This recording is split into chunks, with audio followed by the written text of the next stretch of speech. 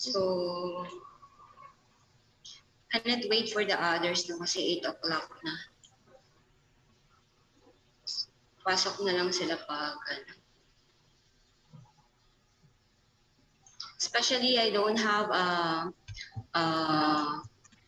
concise module for this topic, so please listen.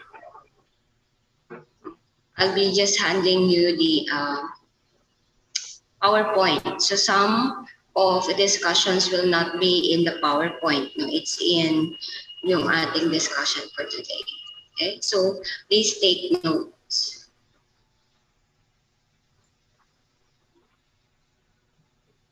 Okay, so hello guys. So this will be another topic, under clinical pharma, on the use of pesticides. So generally, many of our domestic animals are being attacked by different arthropod parasites. So when we say arthropods, this includes your insects and your arachnids. Malinaw ba yung audio? Or masyadong malakas na nagbabibrate? Malinaw? Dok, malinaw naman po. So they are generally considered ectoparasites, because of course, as we know, these parasites live outside of the host. So for the arachnids, this will include those the ticks and of course the mites, like your Sarcoptes, Autodectes, and then the insects, of course, would include the flies, the lice, and the fleas. So we consider them as pests. Why? Because they don't have any benefits to the animal. So they actually predispose our animals to diseases. Some can cause anemia because they are sucking lice. Yung mga nagsasak ng dugo, just also mosquitoes. Or they can cause irritation to the animal, which can reduce their feed efficiency. And a number of them, just like yung ating mosquitoes, can transmit another parasite, which is yung ating heartworm in dogs. The fleas can also transmit tapeworms.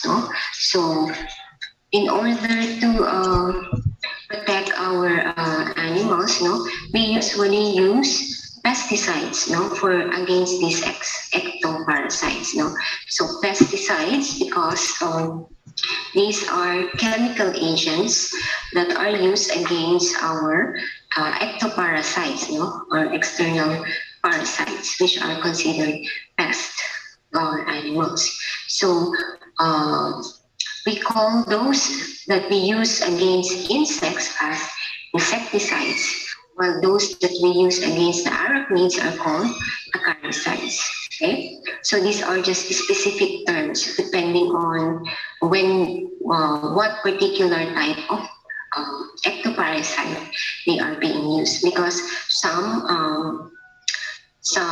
pesticides will just be effective for the arachnids, and not effective against insects.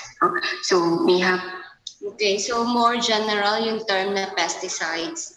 It includes both the insecticides and the acaricides. So nakahiwalay siya because, again, there are products that are effective only for the arachnids. That's why they are acaricides. And there are products naman that are effective only to our parasitic insects. That's why they are called insecticides. But both of them are pesticides because insects and arachnids are both parasites, pests. Doesn't give any advantage to your animals. Maliwanag ba yun? To differentiate yung ating insecticides as well as our acaricides. So, well, all pesticides have an inherent are actually poisons, no? And they can be toxic to our animals as well as who will apply it. So it is important that when we use our pesticides, no, we have to ensure that we apply it properly. No? And of course, we know the signs that, of poisoning, acute signs of poisoning, which we have actually discussed in your uh, laboratory. No? So, kalimitan, you have salivation, lacrimation, defecation, muscle twitching. No? So, these are some of the acute signs of poisoning that you have to look out when you use pesticides. Okay, so who are those that are predisposed to pesticide toxicity?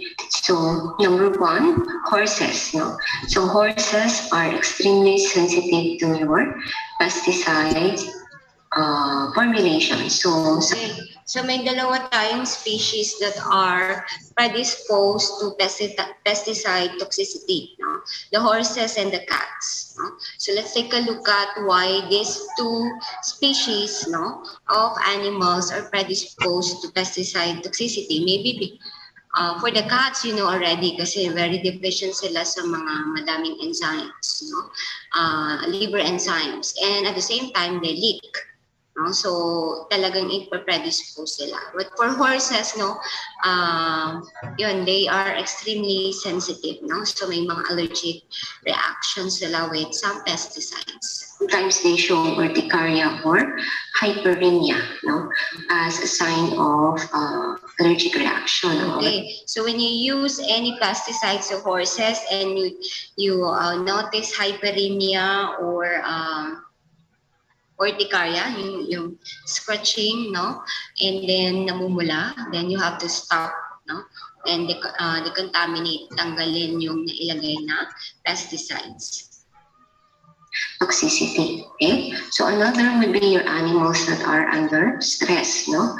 So sino ba to? Yung mga kakawalay, no? Yung mga na-travel, yung mga merong diseases, no? So those also that are debilitated or very young or very old animals. So very young, of course, they still don't have a lot of pure microsomal enzymes in the liver for metabolism, you know. And of course, the very old would have lower liver functions will also is already decreased, no, pag masyado na matanda. Okay, so you have to take note, no, be cautious in using it very young or old animals. Another animal that is very sensitive to pesticides toxicity would be the cats, no, because of their licking behavior as well as, of course, yung kanilang they are deficient, diba? Naalala nyo, in some of the biotransforming enzyme, particularly yung kanilang glucuronide. Okay? So, of course, pag hindi na metabolize yung ating pesticides, so they stay more in the body of the animal. Okay? So, let's take a look at some of the guidelines how we properly use pesticides. Okay? So when we use them, it should be in a well-ventilated area. So hindi siya gagamitin sa kulog, walang hangin, no? So, and then you don't combine two pesticides at the same time. So you only use once, okay? One at a time, I should say, okay? Okay, so hindi siya pwede sa enclosed areas. Of course, you know, because mag-accumulate yung fumes ng pesticide. No? So it could accumulate in a non-ventilated room and mas magiging toxic siya kasi mainit. Okay? And then, of course, you have to make sure that you wear your proper protective clothing so that you prevent poisoning of yourself, no? If you are doing the application of the pesticide, so you wear rubber gloves, you have masks, no? Especially if you're doing sprays, you know, or dust. No?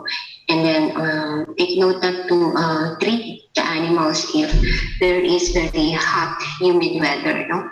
Because it may increase, no, yung toxicity ng reactions ng ating animals during hot, humid weather. Okay?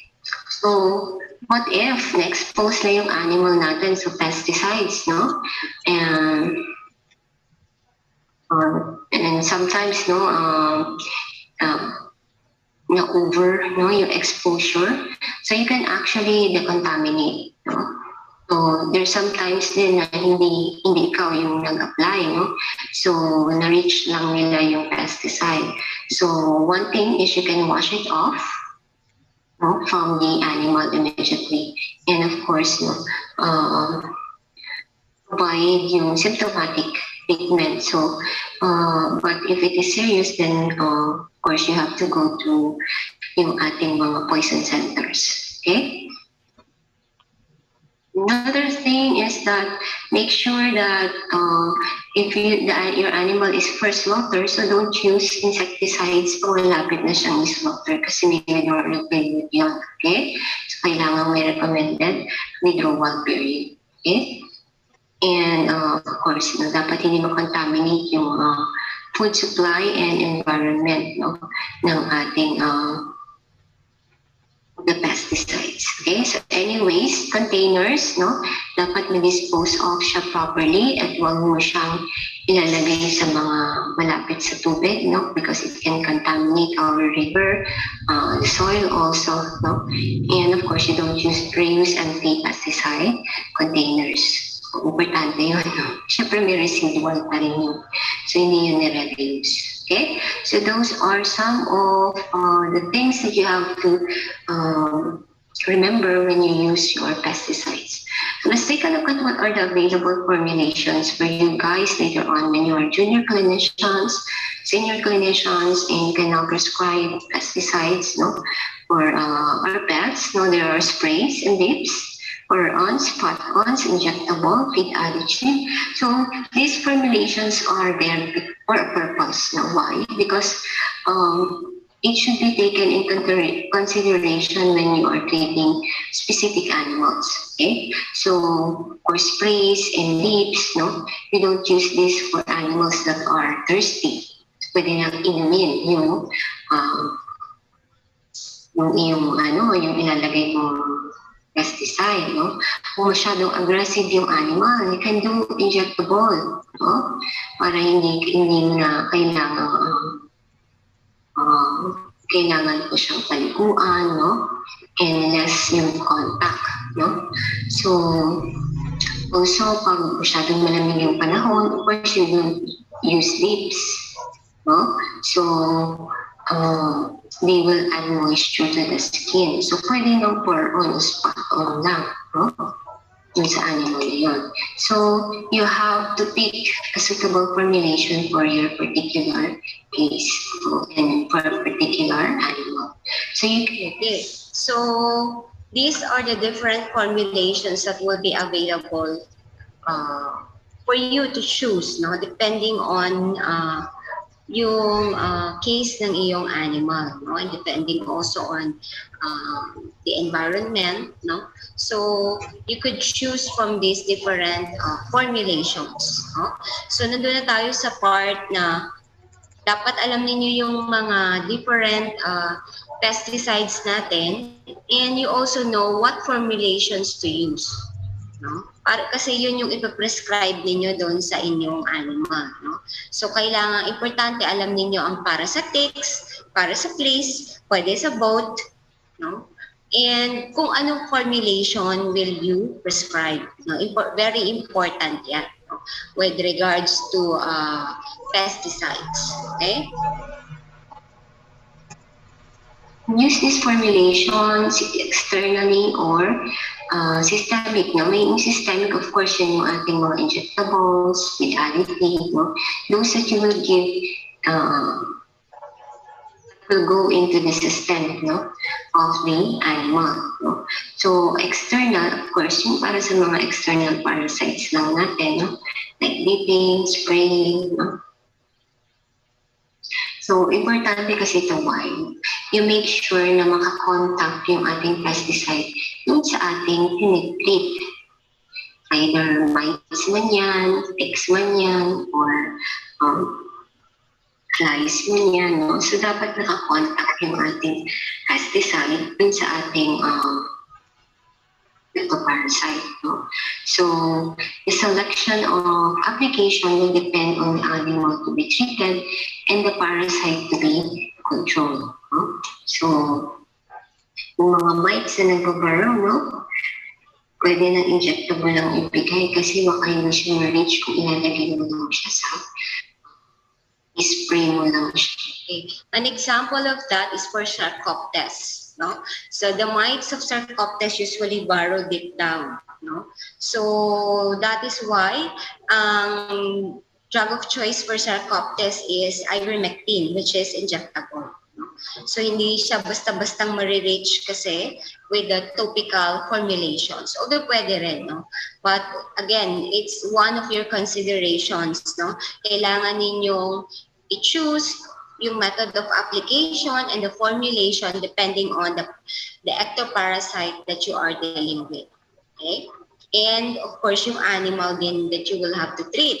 What if Sarcoptes nga ang kanyang problema, kailangan mo ng ivermectin pero border collie pala siya.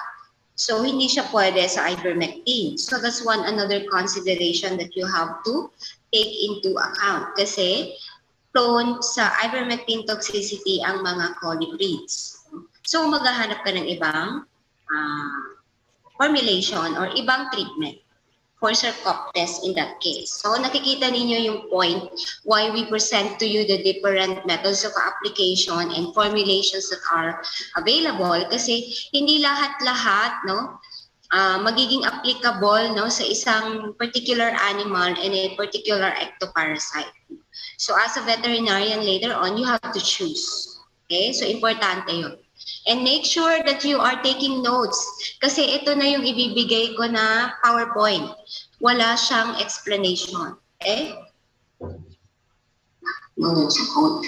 Okay? So, those are the different methods of application to consider depending on the animal that you will treat and the parasite that you will be treating. Okay? So there are, again, classify your pesticides into three based on how they enter your animal and take effect. No? So stomach poison, number one, so stomach. So ibig sabihin, this must be eaten by the parasite to be effective. So, hindi by the animal. It should be eaten by the parasite to be effective, no? So, contact poison naman, this will be your pesticides that enter the body of the parasite through their skin. So, dapat in contact siya. Now, fumigants naman, those that are released into the atmosphere as gas or mist and will enter, of course, through the respiratory system of your pest. Okay? So those will be the three classification based on mode of entry. But we can classify mostly our pesticides based on their chemical structure, no, component. So meron tayong mga chlorinated hydrocarbons which include our DDT and ordained OPs, no, yung ating chromophos with right hormone, carbonates, pyretrines and pyrethroids, rotenone, permamidine, synergist, insect growth regulator, indexoside, fipronil, nidaquil, and isoxanates. So these are the different pesticides that we will be discussing, no, one by one. So start off with the chlorinated hydrocarbons. So I'm sure hindi na kayo masyadong familiar dito because of course they are these pesticides has been used a long time ago and some of them are already banned. No? So under this would be the lindane, toxiclor, cyclid, and the very... I think we have discussed this in the lab already. One of the discussed was DDT. No, I think that will be the discussion on the reports of Skian, no? So the DDT is under chlorinated hydrocarbons, and it used to be, no, meron tayong mga pesticides which contains this chlorinated hydrocarbons as the active ingredient. But yun nga, no, some of them are already banned for use, no? Because of yung they have toxic components as well as they contaminate the environment and stay there for quite a long time. Popular dichlorodiethyl trichloroethane, no? DDT, which is already banned, no? And chloride, no? So they are less popular nowadays. Why? Because no, hindi na sila ginagamit kasi they leave residues in the environment. Okay? And that would be very dangerous, no? So yung lindane, I think na abutan ko pa to na meron pa siya ng pang-tao. So I don't know kung meron pa siya ngayon. DDT and chlorine are not already approved for use, okay, because of its persistence in the environment. Okay? Yan ang may lindane shampoo. Last time I used this for sa mga puppies na hindi pa pwede ng ivermectin na merong Zircotes, no? So lindane, I think dati quail yun eh. Lindane pa dati yung quail, but iba na ngayon yung content niya. Okay? Next will be our OPs. So I think familiar kayo dito, yung mga malatayon, trichlorphos, gumaphos, pentation, trichlorphone, no? These are examples of your OPs. Okay? So negobon, malatayon. So these are contact and stomach poisons, no? And how do they take effect in the animal? Once they are ingested or in contact, no, they will inhibit the acetylcholine esterase enzyme. So of course, familiar kayo dito sa enzyme na to. It's an enzyme that will degrade yung ating acetylcholine. But in this case, nai-inhibit siya. So what happens is that yung acetylcholine mo is persistent at the level of our myoneural junction, saan pa, diba, after the parasympathetic preganglionic and sympathetic ganglionic, preganglionic nerve endings, no? So, anong end effect niya, since madaming acetylcholine, no, is usually it will cause spastic paralysis of the parasites. No? And this is true both to human and the animals that are being treated. So pwede rin malason yung animal at yung naglalagay. No? So hindi siya, wala siyang selective toxicity. And take note, no? Hindi less readily reversible or totally irreversible. So pag huli ka na, no, cannot reverse already, no, yung inhibitory effect. Okay, so do not confuse it. Yung mechanism of action na ito is as a pesticide. Ibig sabihin, ito yung the way it acts on your parasite. No? So magkakause siya ng spastic paralysis because there's a continuous firing, no, because of the inhibition of cholinesterase enzyme. But since ang tao din is susceptible dito because we also have cholinesterase enzyme. So if you are poisoned, no, ganun din yung magiging mechanism of action niya, how you will be poisoned. And yung mechanism of action niya, why it is a pesticide is through this action. Okay? And of course, yung animal will die. Okay. But yun nga, ito naman ay in the context of the parasite. So paano sila namamatay? It's because of inhibition of your cholinesterase enzyme. Okay? Now, the third group, the carbonates, no, like your serine and your legasam, actually is related dun sa OPs kasi they inhibit also the cholinesterase enzyme.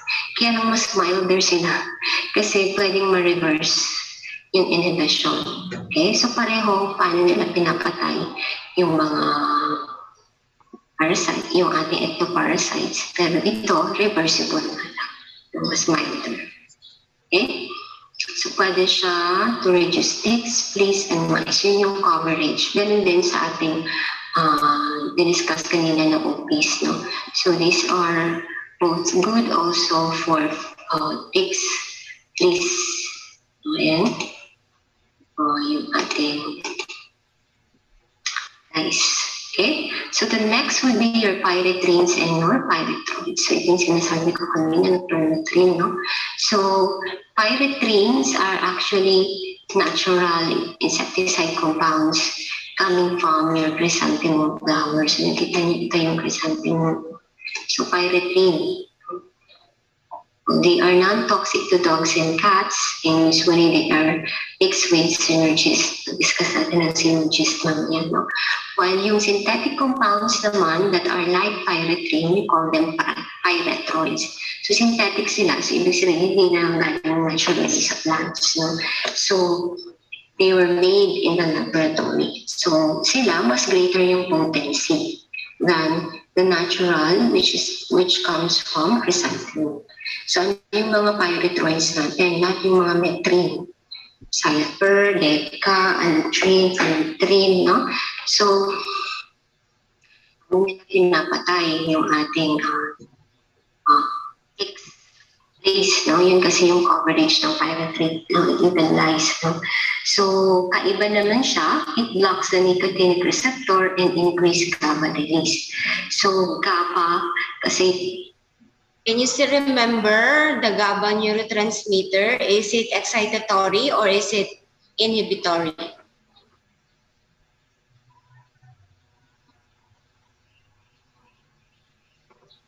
Miss Kabakungan, can you still remember if GABA is inhibitory neurotransmitter or excitatory?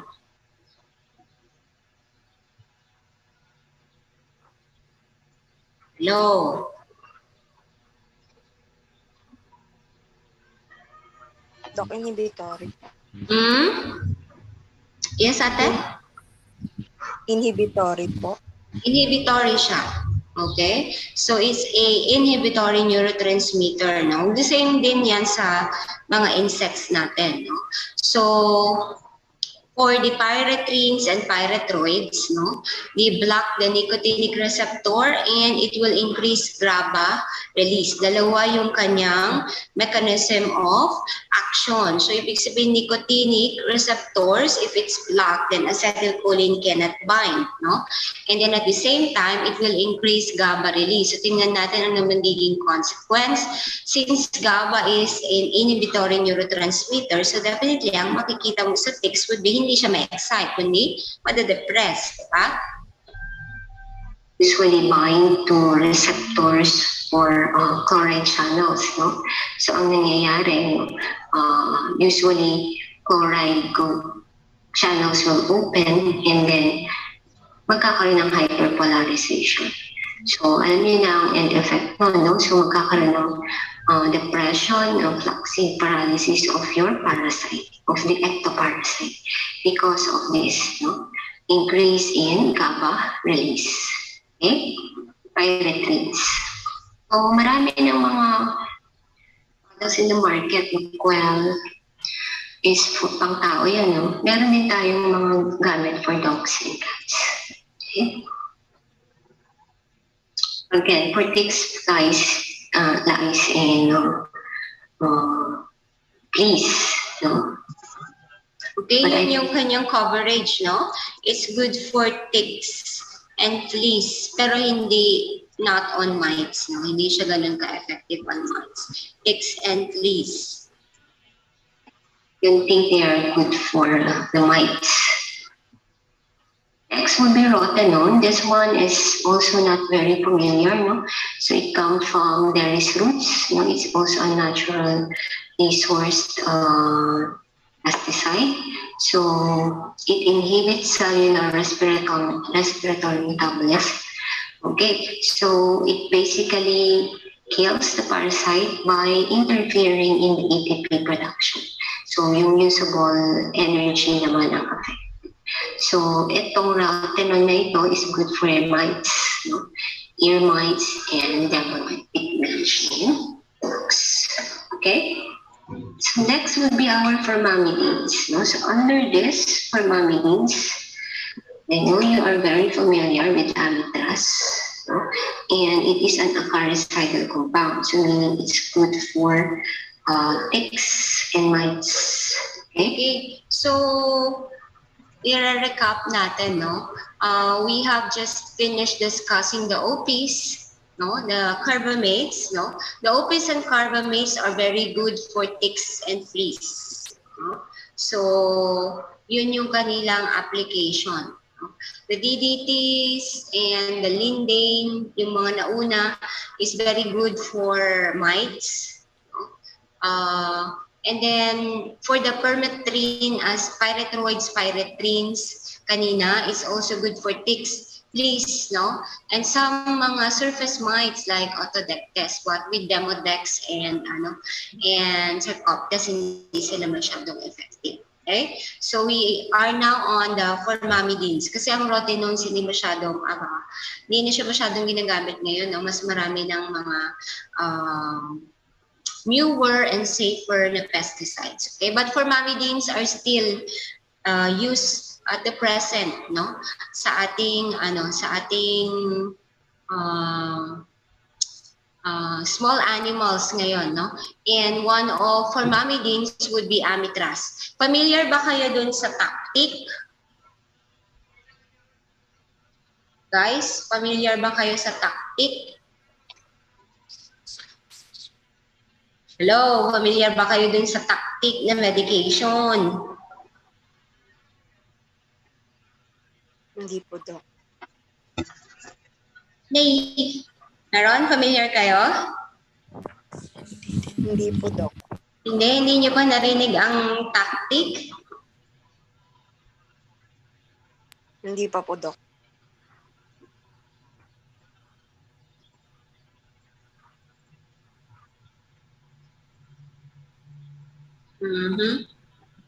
Yung pinapaligo?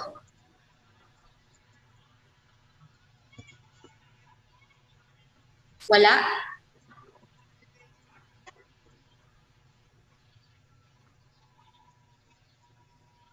Okay, so kung wala, okay. So we continue on, no?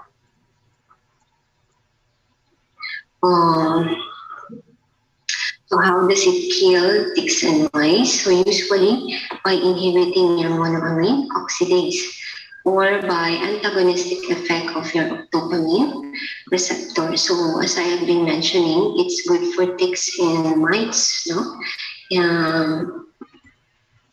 It was okay, so it's very good na i-column nyo na kung sino yung maganda for ticks, for fleas, for mites. Okay, or yung broad ang spectrum niya. And for this amitraz, it's very good for as an acaricide. No? Kasi ticks and mites ang kanyang naapektuhan. used to control demodectic mange pero hindi siya ganun ka-effective. So hindi na siya ngayon preferred treatment for demodex, no? So paano ba kinikill? So tingnan natin, no? How does your amitraz kill your ticks in your mind? So if you take note of this picture, no? Yung ating amitraz could bind to your this receptor for octopamine. No? So, anong ginagawa niya? It elevates cyclic AMP and it causes hyperexcitation. Okay. This is between two neurons, no? A pre- and postsynaptic neuron, wherein octopamine ang nire-release the transmitter and binds to a receptor in the postsynaptic cell. So in this case, amitraz will bind now to your octopamine receptors, okay?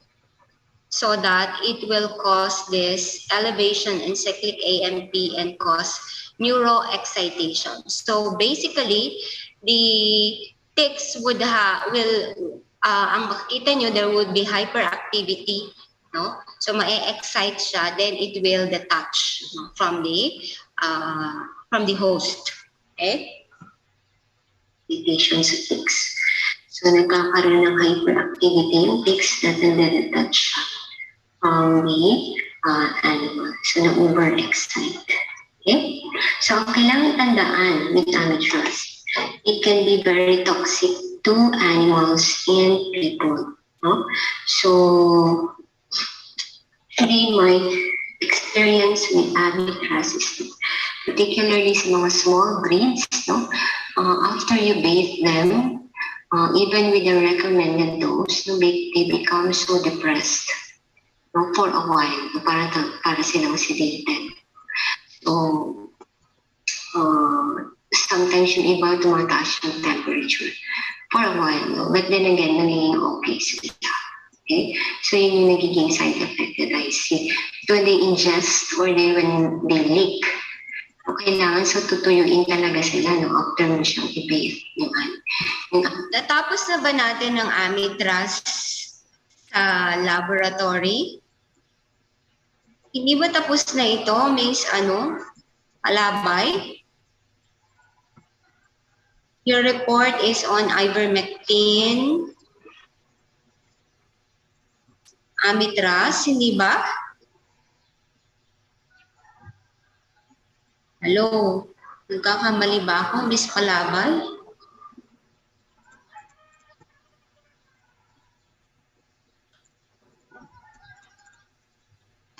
Hindi ko na rin alam yung report mo. So, nagtataka ako bakit hindi niyo pa alam kung ano ang amethyst. When I think na-discuss na ito sa lab.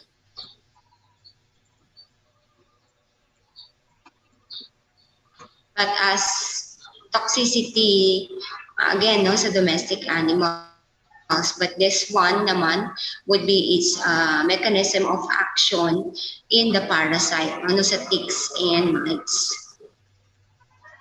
Animal with amethyst. So it's actually for bathing, no? Ating amethyst. So if there would be any toxicity, so we treat them with yohimbine or atipamisol, but these are very hard to source out. So be careful when you are using amethyst, and do not use them in cats and rabbits. They are more prone to toxicity yung ating cats. May mga cases na ginamit sila sa cats and nagkaroon talaga ng adverse reaction. So for me, I don't recommend using amethyst to cats, especially that they leak and they are small, no, very small. So mas nagkakaroon ng reaction sa cats. Okay? So they may show sedation, as I have said, no, 48 hours after application, which is normal. Pero kung meron naman ng mga seizure, o nade-depress, the thing that is very abnormal, then you have to decontaminate, di ba? Mag-take action ka na, huwag mo nang hintayin after 48 hours pa, makapatay na yung animal mo. So don't use it also for those with open wounds. No? Dati yung mga may dermatosis, the weeping wounds, ginagamit siya, no, kasi ma-absorb siya systemically. And of course, grooming animals like cats, you don't use it. And you have to wear gloves, and it should be an open space when you use it for bathing. Okay? So, dapat tatandaan niyo yan with amethyst. Ang sikat na brand name is Tapid. Okay, next would be your synergies. So we mentioned this a while ago with the pyretrines, no, or pyrethroids.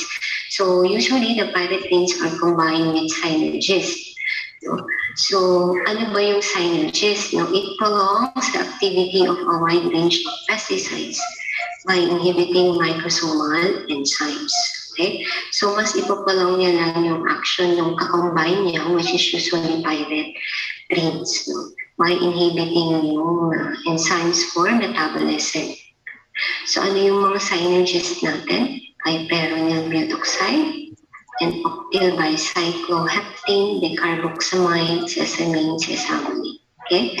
So this is an example of an thick shampoo which contains pyretrines. No? And it has actually also a piperamide butoxide content, which is a cyanide. Okay, so usually ang mga synergies natin are being combined talaga with our pyrethroids. Ano? So, yon. So again, this is just a component, no? Hindi siya ginagamit as is. It is being combined with fleece with pyrethroids, okay? Okay? Yun lang yung action ng synergies. Hindi sila parasiticide. But ano lang sila. In addition only to pyrethroids. Okay, next will be your insect growth regulators. Again, from the pangalan pa lang, no? They are not directly insecticidal or ectoparasiticidal.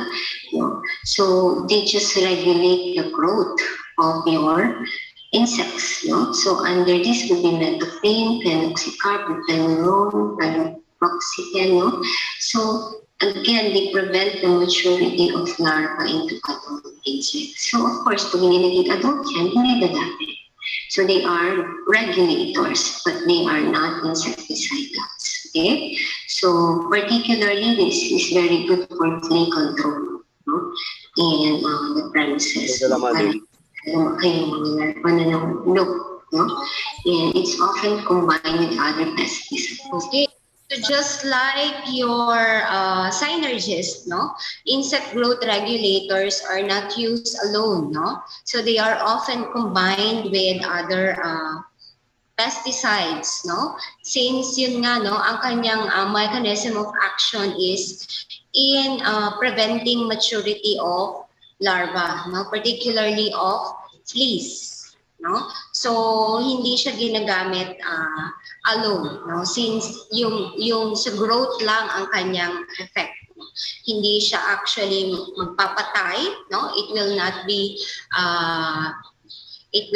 kill the insect, but it will just prevent the young, no, the larva to become adult. That's why it's being combined with other pesticides, no? So, ang isang example dyan would be fipronil, no? Meron tayong mga fipronil that are being combined with S-methophene. No? So, madidiscuss natin mamaya yung fipronil, no? Which is a very popular nowadays, no, as spot on or spray, no, anti-flea and ticks. Okay, so we continue on, Kasi hindi naman sila insecticide. This is one product which contains S-methophene, but the active component insecticidal is fipronil. So yung S-methophene is just an insect growth regulator. We will discuss fipronil later. Meron din tayong mga repellents. So from the name itself, hindi sila insecticidal, you just repel.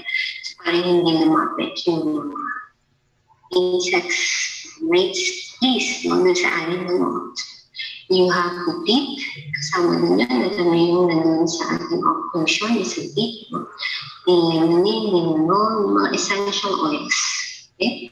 Citrinola oil, no? Nakakita yan sa thesis ni Papas. So that is very good, no? It actually kills yung ticks, no? Citrinola oil. Although yun nga, hindi pa masyadong established yung use niya sa veterinary medicine because I think citrinola oil, madami na tayong mga spray para sa tao. Okay? Now, one particularly popular parasiticide would be yung macrocyclic lactose. So, tawag sa kanila ay insecticides. No? Kasi they can be both used to control nematodes. Naalala nyo, pwede siyang gumamit, roundworms, and they can also be used for arthropods, yung ating pigs and mites. Okay, so again, bakit nga sila insecticides? Because they are effective against arthropods as well as yung ating mga GIT parasites. We haven't discussed the anthelmintics, but again, ang mga macrocytic lactones are also anthelmintics, but at the same time, they have activity against arthropods. That's why they are called endectocides. I know you are very familiar with ivermectin. It's one of the drugs under ivermectin, which are your lactone, no? Because of their structure, no? Na meron silang macrocytic lactone ring, no? So under the ivermectins are the ivermectin, abamectin, doramectin, selamectin, and moxidectin. So ang meron tayo in the Philippines would be ivermectin, doramectin, selamectin, no? Wala akong nakitang aba or moxidectin. Okay? So, continue natin. Well, overuse ang ating actually ivermectin for this purpose. Basta nangangatay yung aso, nabigyan na nila ng ivermectin. So, wala nang diagnosis, no? So, ano ba yung mga macrocytic lactones that are being used as insecticides, no? Yung ating mga ivermectins. Kasi meron pang iba, no? Under macrocytic lactone. So, ivermectin, abamectin, doramectin, selamectin, and moxidectin. So, paano nila pinapatay yung mga ectoparasites natin, arthropods? Again, enhances inhibitory effect of GABA. If you still remember, diniscuss natin ito dun sa isa kanina. Ano yung diniscuss natin kanina na may effect sa GABA? It increases the release of GABA neurotransmitter. Miss Vanessa, ano yung na-discuss natin that increases GABA release naman? Which is opposite to this macrocytic lactone kasi inhibitory effect naman. It enhances, actually the same, no? Enhances inhibitory effect of GABA. Yung isa naman ay increase in the release of GABA. Ano yung isa kaninang na-discuss natin, Miss Santiago? Pyretrins, very good, no? So, for the ivermectins, their effect is in enhancing inhibitory effect of GABA. Ito nga yung diniscuss natin na ang effect din niya ay sa GABA. We discussed already the pyretrins. Okay? So, let me see para na yung macrocytic lactones are the drug of choice for sarcoptes, particularly ivermectin. So yung dose niya is higher than the regular that we use for deworming. It's usually 0.04 ml per kilogram body weight every 2 weeks. So 2 or 3 injections are needed for paralysis. So nagkakaroon ng flaccid paralysis on the part of the ticks and mites. Okay? So, ating macrocytic lactones are the drug of choice for sarcoptes, particularly ivermectin. So, yung dose niya is higher than the regular that we use for deworming. It's usually 0.04 ml per kilogram body weight every 2 weeks. So, 2 or 3 injections are needed. Okay, this dose is for sarcoptic mange. At tandaan nyo yan, ha? So, it's good for sarcoptes mites. And this is the dose. Mas mataas siya. Usually, the deworming dose is 0.025 ml per kilogram. But for sarcoptes, you can use as high as 0.04 ml every 2 weeks. No? And mabilis lang. After 2 injections, okay na. So, it is also used for heartworm or microfilaria. Kaya lang hindi ko nilagay dito yung doses na because we are only discussing as a pesticide. Pero tatandaan ninyo, mayroon din siyang anthelmintic as well as heartworm preventive effect. No? Pero hindi natin i-discuss dito yan. We will discuss that when we go to the anthelmintics. That's why the dose that was given here is only for number 1. Okay? Since it's the drug of choice for sarcoptic mange mites. Alam nyo ba ang sarcoptes? Alam nyo, hindi? Ala. Alam nyo ba ang sarcoptes? Ano yung mga clinical signs? Diba? Severe pruritus. Oh my gosh. Sige, mag-monologue na lang ulit tayo. Pero mabilis. No? Nag-respond agad pag may sarcoptic infection sa dogs natin. No? So, siya yung drug of choice, yung ating ivermectin. But, of course, you have to take note, na-discuss na natin to, hindi siya pwede pag collie breeds. No? So, like, breeds of cattle, collie breeds, Shetland sheepdogs, no?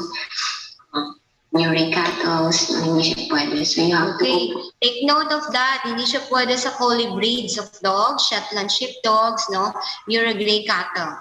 So actually, nandun siya sa lecture ninyo on anthelmintics. Okay? So paki-take note nyo na lang.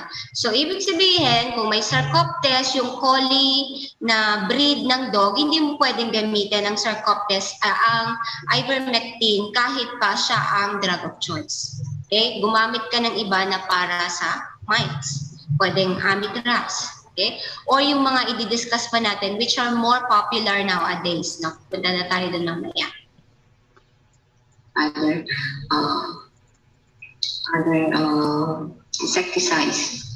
And yun nga, hindi rin siya pwede sa less than 8 weeks old animal. So you have to know yung mga precautions with the use of ivermectin. Okay, that's very important. It cannot be used for dogs below 8 weeks old or 2 months. So it should be used above 2 months, no? So 8 weeks above, not below. Okay, tandaan nyo yan. Pakilagay ninyo sa notes nyo. So, pwede rin siya for ticks, fleas, lice, and of course, alam natin siya ay heartworm microfilariaceae. So, yan a preventive. Okay, naalala nyo? So, as an anhelmintic also, it is good for adults. So, Toxocara, Ancylostoma, bookworms, fit, no? So, ito yung buwan ng ating ivermectin that as I have been mentioning. So, yung red would be the chloride ions, no? And then, ito normally ang nangyayari, yung ating chloride ions usually glutamate binds to your receptor or channel and opens the channel. No? So usually glutamate ang nagbabind dito. And then the chloride channel will pass through. But with ivermectin binds with the glutamate-gated channel, leading to mas madaming chloride ions ang pasok. Glutamate or GABA-gated channels. So this will increase the influx of chloride ions, causing hyperpolarization. So,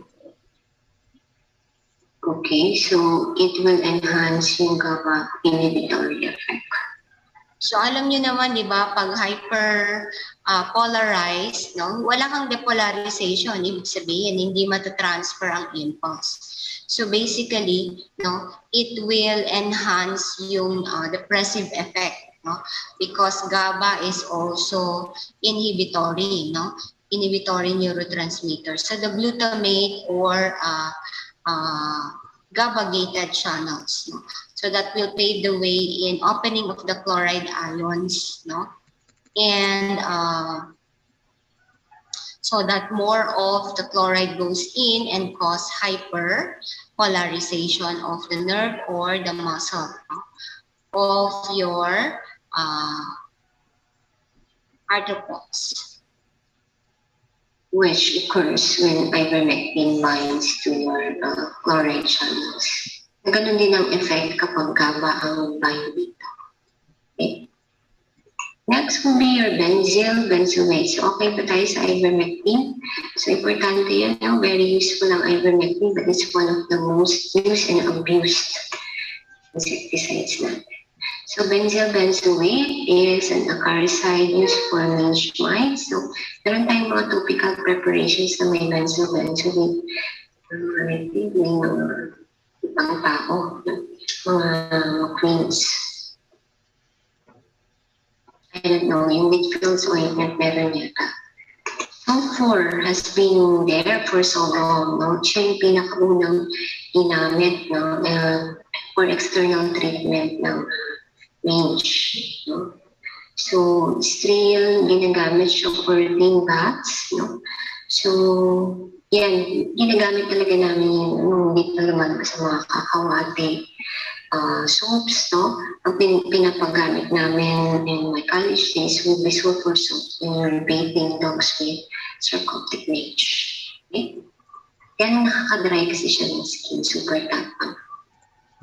Okay? So we go now to the more popular nowadays na mga insecticides, no? Particularly good for ticks, for fleas, yes, ticks and fleas and lice to fipronil, no?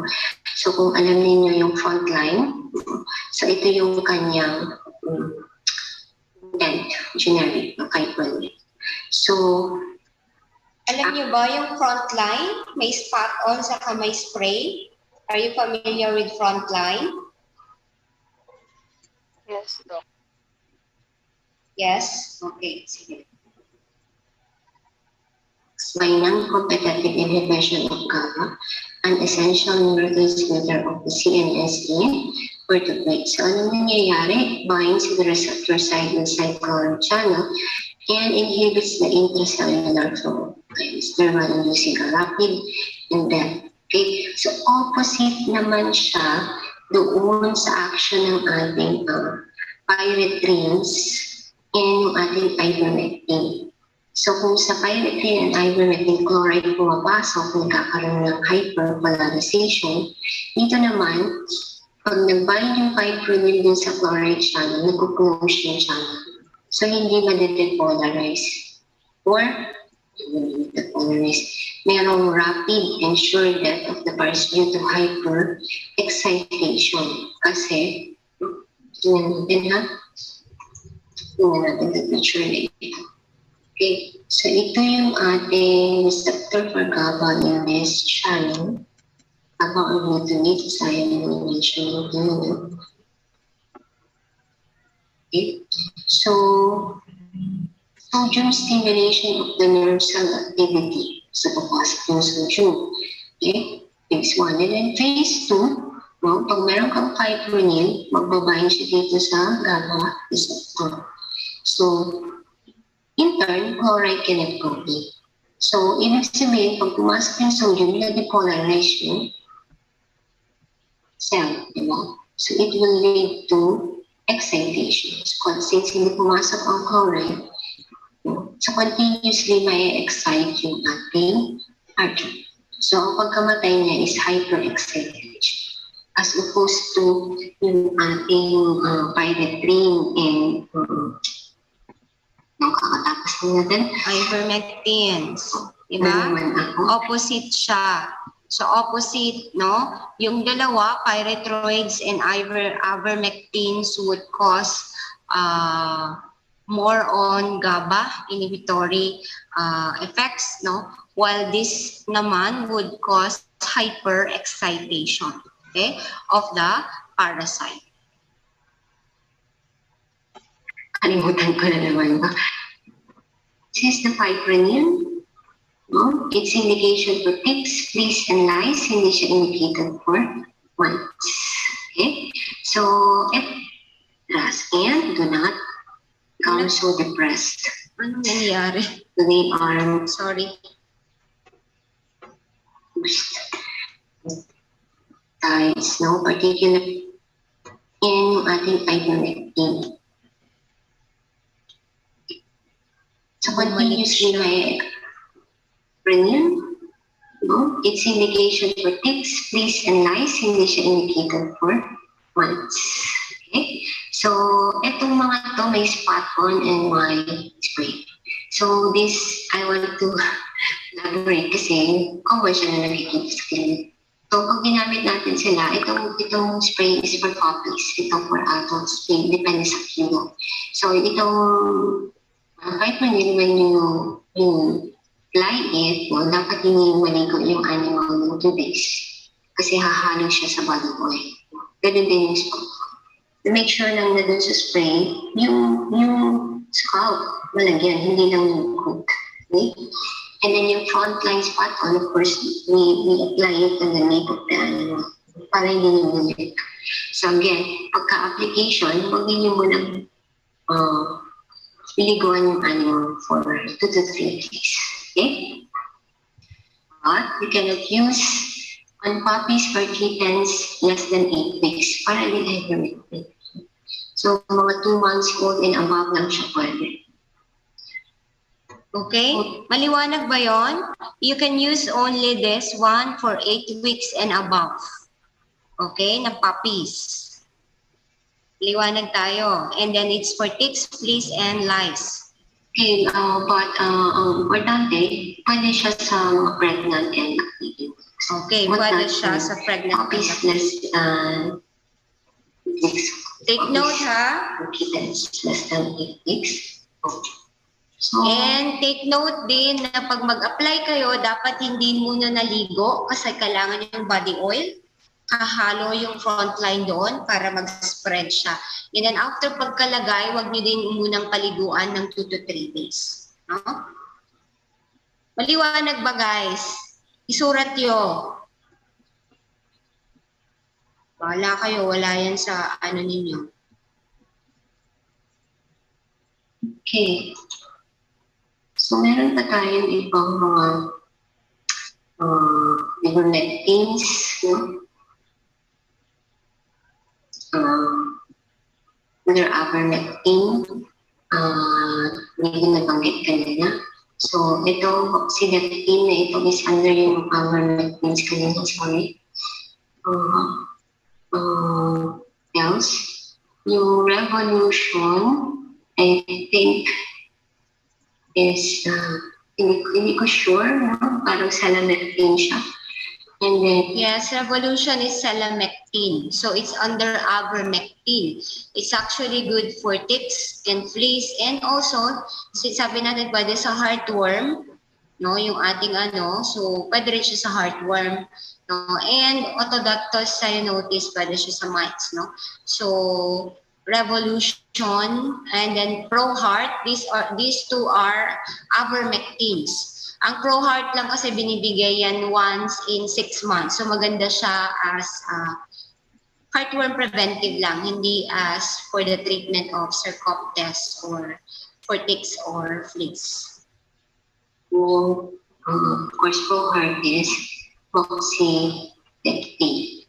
Okay, so these are some of the kasama siya pag nagamit mo sa ivermectins kanina. Okay? So that's for fipronil.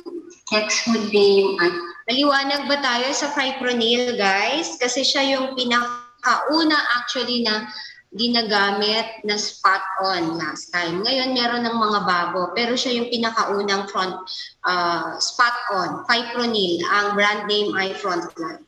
Nowadays, meron na tayong mga mas bago, no, na mga products. Okay, so continue na. nicotinoids. So under this will be imidacloprid. So ang imidacloprid is specific for fleas. Only for fleas lang siya. So, Okay, please. No, kanina naalala nyo yung ating mga insect growth regulator is also specific for fleas, no? And imidacloprid is specific for fleas. Hindi nga lang siya ginagamit alone, kino-combine siya sa iba. Just like yung common natin ngayon, Advocate na brand, ang content niya ay imidacloprid plus moxidectin, no? Para i-cover niya din yung ticks and mites. And as a dewormer. Okay? So, tingnan natin yung spectrum. Pag pinag-combine ng imidacloprid plus moxidectin, kalimitan, it is in combination with other insecticide like Advocate is imidacloprid plus moxidectin. Para covered na yung fleas, yung ticks, and then the mites, no? And then pwede na rin siya for Sarcoptes because of the moxidectin, okay? Heartworm and whipworm. So, pero tatandaan nyo, mainly for fleas at imidacloprid. So ano naman ang action niya? So it just interferes with the transmission of nerve impulses by irreversibly binding to insect nicotinic acid receptor. So it will be causing continuous stimulation of the parasite. So hyperexcitation din siya. Just like your hypomel, but this is particularly for fleas. Okay, now we move to the most popular nowadays. No, they are very expensive. No, yung ating isoxazolines, oxalaner, difluralaner, solalaner, etc. Unahin natin si afoxolaner. Familiar ba kayo kay NexGuard? At saka yung isa, nakalimutan ko. NexGuard yung afoxolaner. The fluralaner is mas mahal. Meron, i-discuss yung mamaya. It's being marketed as NexGuard. Okay. So it's actually broad spectrum, punishes of things, ticks, and some journal studies claim it's good for demodex and optic bench. No? So it's good kasi pwede siya for puppies, but again, greater than 8 weeks old, para din siya sa fibrin, dapat more than 2 months. Okay? And yung preparation niya, may chewable tablet. Chewable pala yung nakita ko. I don't know kung meron din spot on. So depending on the weight of the animal. So, ayun. So ano ba? Wala pang studies on pregnant, so wala siyang gaganap sa pregnant animal. So how does it cause death on the please? Okay, tandaan nyo ha. Ngayon, madali nang i-treat ang Demodex kasi it has been very effective, no, yung ating NexGuard, afoxolaner and fluralaner actually. Dati ang hirap-hirap niyang i-treat with just amitraz. But with the advent of these isoxazolines, no, mas madali na siya. But take note nga, no, hindi siya pwede for less than 8 weeks old. Okay? So, tingnan natin yung MOA. No? So they bind to chloride channels activated by gamma, which blocks pre and post-synaptic transfer of chloride ions across membrane. So induce hyperexcitation. So para din siyang fibrin. No? So magbabind siya dun sa receptor ng chloride. So magkuklose yung chloride ion channel. So, because of the sodium going in, so hyper-excited yung ating ticks. Okay? So, over-excitation yung kanya affects ating arachnid and ating insects. Okay? So, take note, pwede siya for pups greater than 2 weeks, for fleas, ticks, mites. Fluralaner is much more expensive than afoxolaner. And its spectrum is for ticks, fleas, mites, demodicosis, or coctus and autodectes. So medyo mas madami siyang copy. And I think most of the veterinarians nowadays use this for demodicosis. At ang bilis daw ng kanyang effect. Kung napakamahal niya, no? But another disadvantage is hindi mo siya pwedeng gamitin for those puppies 6 months and below. So pwede lang siya para sa mga 6 months and above. Okay? So mga adult, 6 months above, no? So meron chewable, meron din spot on. So pwede siya for demodicosis, which is very hard to treat kasi alam niyo na based on the immune system ng parasite nito. But sa coctus and autodectes, you have other options. Pero kung gagamit ka rin lang ng preventive for ticks and fleas, gamitin mo na ito para makuha na rin yung demodex sa coctus, di ba? Kasi ito, binibigay siya every 3 months. Pero yung presyo niya ay pang 3 months din. Yan, fluralaner is given every 12 weeks because it costs about 1,000. While yung afoxolaner naman is every month, which costs around 300 to 400. Kasi soralaner is also given for dogs 6 months and above, and it's given every month, gaya din ni Lucky Runner. Lucky Runner and Apoxo Runner are almost the same in age requirement and dosing interval. No? So may topical solutions tayo ng Fluralaner specific for cats and dogs. So again, 6 months pa rin yung minimum age, and dosing interval is at 12 weeks. Okay? So this is very good for Demodex 3. Not only Demodex, as we have mentioned, the broad spectrum siya. Another important thing for Fluralaner is it's safe for breeding, pregnant, and lactating dogs. Ang next guard kanina, ang Apoxolaner, wala pang studies, hindi ba? So, ang ating Fluralaner, it's safe. No? So, that's one of the advantage naman of Fluralaner over Apoxolaner. Okay? So, may questions kayo on pesticides? So that would be our discussion for today on pesticides. I do hope marunong na kayo, meron na kayong mga choices in mind when you are treating even yung mga dogs ninyo at home, kung ano yung problem nila, kung fleas or ticks, kung Sarcoptes, Demodex. So may mga choices na kayo at least na mga pesticides in mind. Okay? So just don't forget yung mga adverse reactions, yung kung pwede ba sa pregnant, yung mga age requirement, and then of course yung spectrum of activity. Okay? And the MOA. That's very important also. Any questions? So I'll be seeing you on Thursday for the report and of course another lecture. I'll be giving a quiz on Thursday, covering yung tapos natin antifungal at saka pesticides. Okay? So, I'll see you on Thursday. And reminder, yung mga hindi pa nagbibigay ng report, meron nang nagbigay si Miss, sino nga ba yun? Kabakungan. But I think yung report ni Miss, nandito ba siya, si Miss Regine Marquez?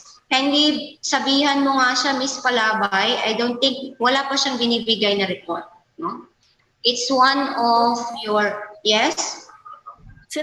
Sabi niya po, sinend niya po sa email niyo. Email? Opo.